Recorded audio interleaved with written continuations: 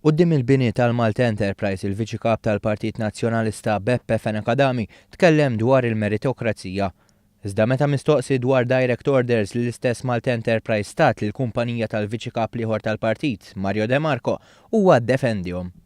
Bejn l-2004 u l-2007 l-kumpanija ta' Mario De Marco ħadet bi 30,000 euro f'direct orders mill-Malta Enterprise.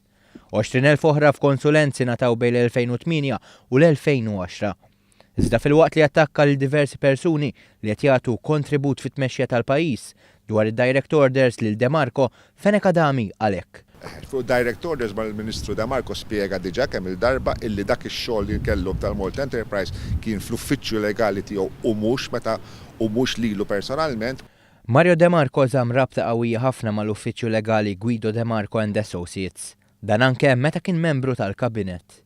Fil-fatt, bejn l-2008 u l-2011, De Marco ddikjara li daħħal kważi €900,000 euro mid-ditta legali li kienet qed tieħu dawn il-konsulenzi. Intant, Beppe Fenekadami kien evażiv meta mistoqsi dwar ir-riżultat tagħhom.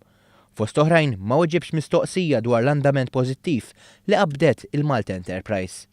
Mistoqsi kif sena waħda biss din l-entità irnexxila tapprova proġetti daqskemm kienu approvati f'7 snin ta' Gvern Nazzjonalista, Fenekadami għalli għal min m'għandux xogħol dan ma jfisser xejn.